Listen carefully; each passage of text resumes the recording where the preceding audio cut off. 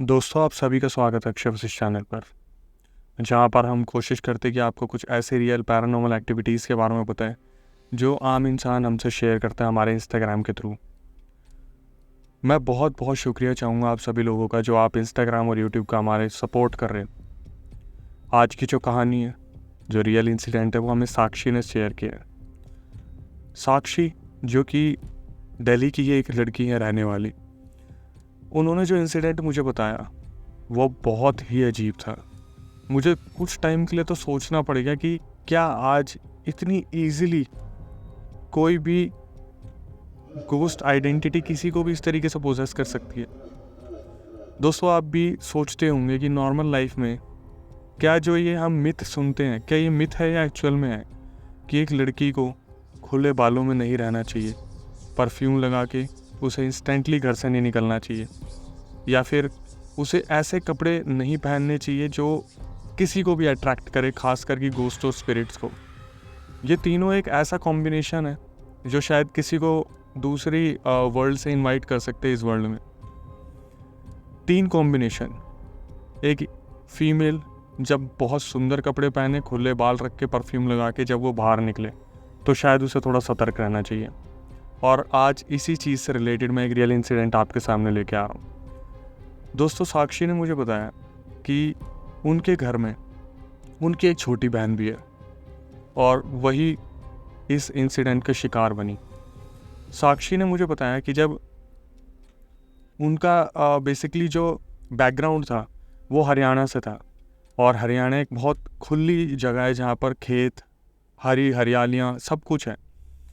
सो उन्होंने बताया कि जब वो 16 साल की थी और उनकी बहन 14 साल की थी, तब उन्हें गांव से इनविटेशन आया किसी फंक्शन का। अब ये गांव शायद हरियाणा में कोई है जगह, रेवाड़ी, मैं उसके बारे में इतना नहीं जानता। तो रेवाड़ी में और भी एक जगह है जो अंदर कोई डिस्ट्रिक्ट था, वहाँ से उनको इनविटेशन आया था। और साक्षी ने बताया कि उनकी पूरी फैमिली रेडी थी, उनके मम्मी पापा, उनकी बहन और वो।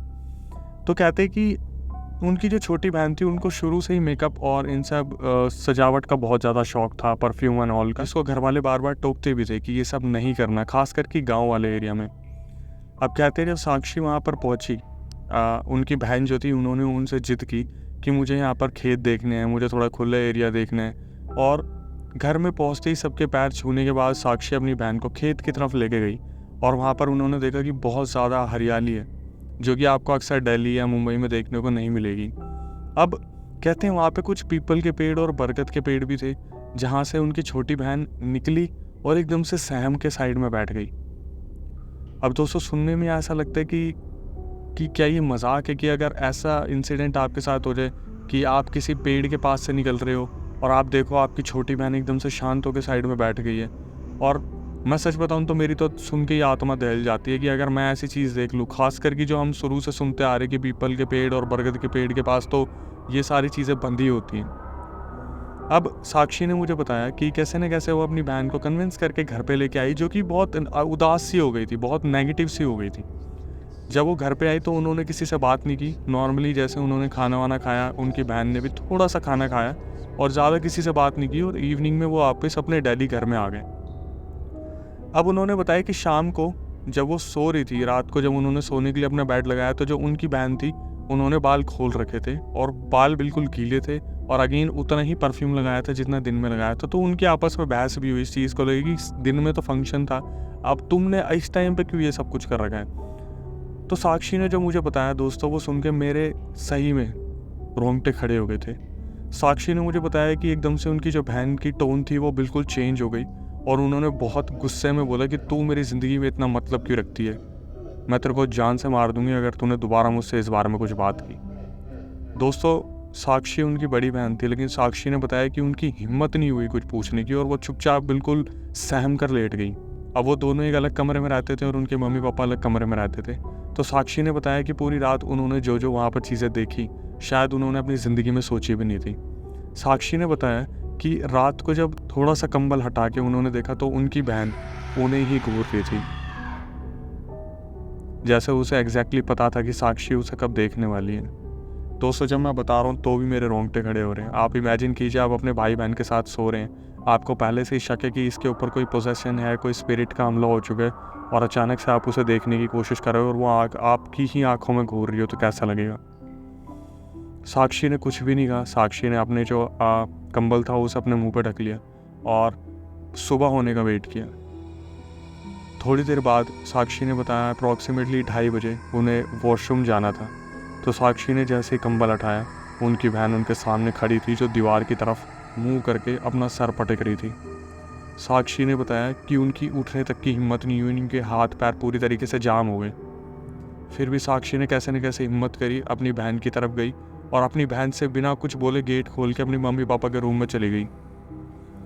दोस्तों, जब वो अपने मम्मी पापा के रूम में गई, उन्होंने अपने मम्मी पापा को सब कुछ बताया कि छोटी बहन जो है ऐसे ऐसे एक्टिविटी कर रहे हैं। और कमाल की बात देखिए, जब सबने कमरे में एंट्री ली तो उसकी जो छोटी बहन थी वो आराम से सो रही थी, और उनके मम्मी पापा ने साक्षी को ही डांट के सुला दिया कि तूने कोई बुरा सपना देखा होगा, ऐसी हरकतें मत किया कर, अपनी बहन को बदनाम मत कर। कैसे न कैसे सुबह हुई और आम दिन दोबारा बीतने लगा।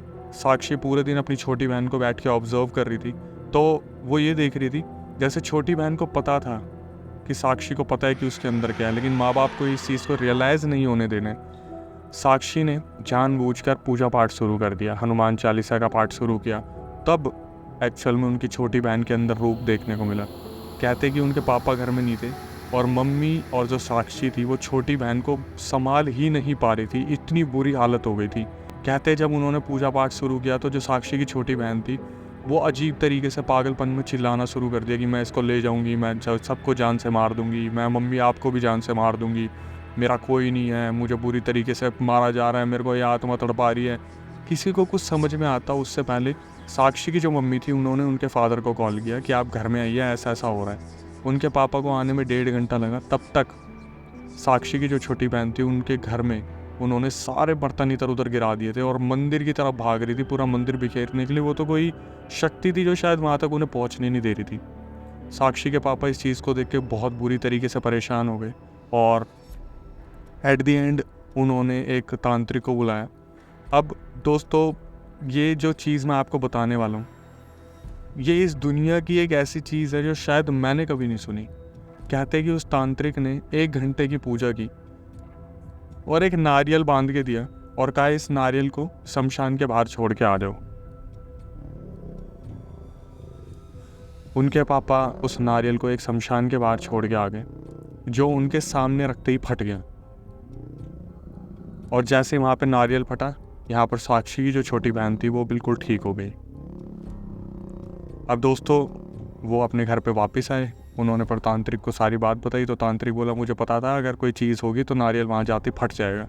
नारियल वहाँ पे फट गया, अब आपकी बच्ची बिल्कुल सेफ़ है। और एक्चुअल में ऐसा ही हुआ। साक्षी की जो छोटी बहन थी वो बिल्कुल ठीक हो गई थी। लेकिन जो हैरानी वाली चीज़ है, उनके फादर ने अपने गाँव में कॉल किया ये बताने के लिए कि मेरी बेटी के साथ ऐसा ऐसा हो गया था। वहाँ से जो बात सुनने को मिली वो सुन के तो शायद आप भी सहम जाएंगे। गांव वालों ने बताया, जो उनके रिलेटिव थे, कि यहाँ पर आए दिन किसी न किसी बच्ची के साथ ऐसा होता है। कहते जिस खेत में उस पीपल के पेड़ के नीचे, बरगद के पेड़ के नीचे वो लोग खेल रहे थे, वो एक्चुअली पहले किसान का हुआ करता था, जिसने पहले कुछ लोन लिया था, जिस लोन को वो पूरा दे नहीं पाया, जिसकी वजह से उसे सुसाइड करनी पड़ गई और उसकी आत्मा आज भी वहीं भटक रही है। दोस्तों, ये सुन के शायद आपको भी बहुत बुरा सदमा लगा होगा। मैंने जब साक्षी से बात की तो लिटरली उसकी आवाज़ में रोने वाली फीलिंग मुझे आ रही थी, वो इमोशनल की वो किस दर्द से निकली थी। वो उनकी बहन के साथ था, लेकिन आप खुद सोचिए कि आप सो रहे हैं और अचानक से आपकी आँख खुले और आपकी बहन आपको घूर रही है, या आप एकदम से वॉशरूम जाने के लिए उठे, वो आपके सामने दीवार पर सर पटक रही है, तो आपका क्या रिएक्शन होगा। खैर, आपके साथ दोस्तों कभी ऐसा हुआ हो या आपके किसी रिलेटिव के साथ हुआ हो तो नीचे दी गई इंस्टाग्राम आईडी पे आप मुझे अपनी स्टोरी शेयर कर सकते हैं। मैं खुद अक्षय वसीसु से नैरेट करूँगा अपनी आवाज़ में। तब तक के लिए stay tuned with the channel.